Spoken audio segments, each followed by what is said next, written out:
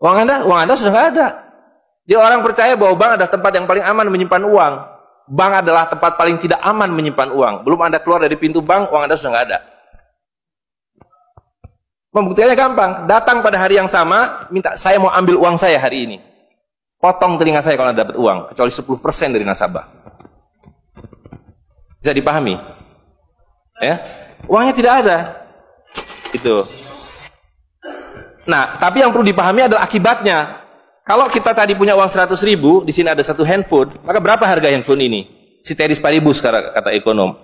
Maka harga handphone ini ada 100.000, ya kan? Tapi ketika ini digelembungkan menjadi 2 juta, sementara sumber daya alamnya tetap, berapa harga handphone ini?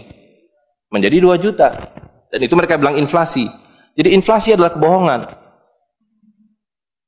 Lihat ya, dulu ketika Republik Indonesia didirikan, uang yang pertama dicetak adalah 1 sen, paling besar 100 rupiah, 600 rupiah. Uang 1000 pernah didesain tapi tidak dicetak karena terlalu besar. Karena dengan 1000 Anda sudah dapat beli emas setengah kilo. Pada waktu itu 1 gram emas hanya 2 rupiah. Dan mereka berjanji, jangan khawatir, setiap rupiah saya jamin dengan 1,5 gram emas. Sampai sekarang itu berlaku Undang-Undang tahun 46. Nah, tapi lihat, karena uang kertas itu sihir, dicetak makin banyak, nilainya merosot. Bebeknya mah tetap, cengkehnya tetap, palanya tetap, tapi nilai uangnya yang merosot. Maka mulai tahun 52, ini pertama kali by the way, ini Bank Indonesia baru muncul tahun 52. Bank Sentral Republik Indonesia itu bukan Bank Indonesia, dulu namanya BNI 46, tapi Belanda tidak mau. You mau merdeka, you mesti nurut saya. Hentikan BNI 46, ganti dengan bank saya, The Jeffers Bank, menjadi Bank Indonesia. Dan hentikan uang Republik Indonesia, ganti dengan uang saya, Guilders, yang kemudian berubah menjadi uang Bank Indonesia. Oke? Nah, begitu muncul tahun 52, rupiah sudah mulai tidak laku, dibikinlah uang 1.000 rupiah.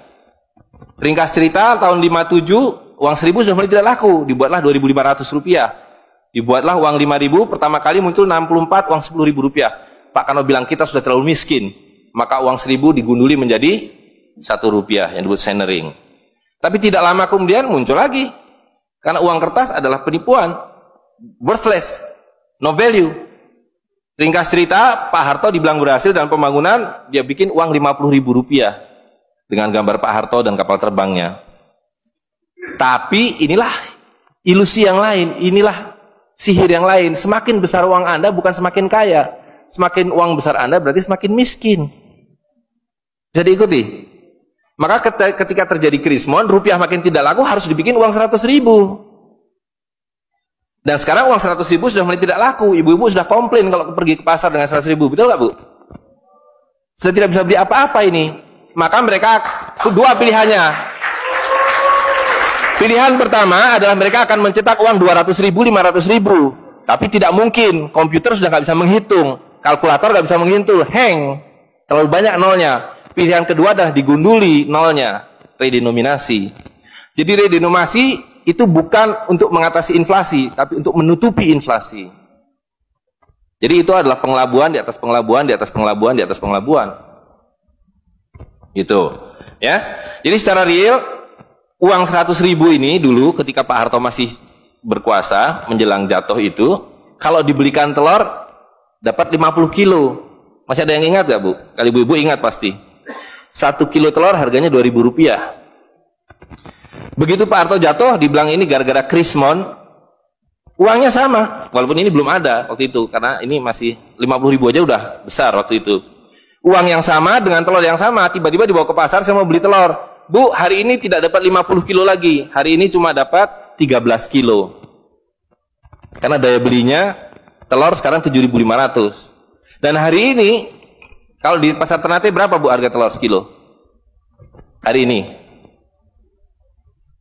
Di Jakarta 20.000. Dan telurnya sama. 1 kilo itu isinya 16 butir, 17 butir, 18 butir. Uangnya sama. Tapi hari ini kalau dibelikan telur hanya dapat 5 kilo. Kemana yang 45 kilo? Itu yang mereka rampok. Itu yang mereka rampok dengan melalui apa yang mereka sebut inflasi. Tapi sebenarnya dengan cara penggelembungan uang. Kertas yang terus-menerus nilai. Nah, satu lagi Pak ya, saya minta ini karena ini penting sekali.